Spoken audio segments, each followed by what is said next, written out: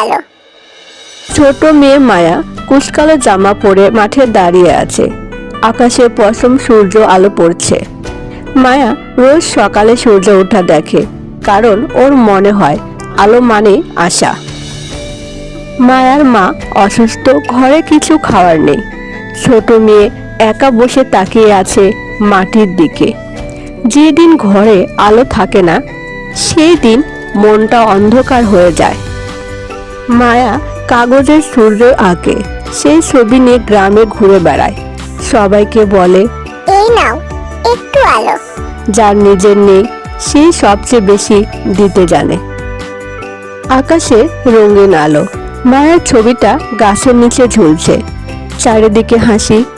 যে আলো ছড়ায় তার জীবন কখনো অন্ধকার হয় না। একটা ছোট হৃদয়ও পুরো পৃথিবী আলোকিত করতে পারে।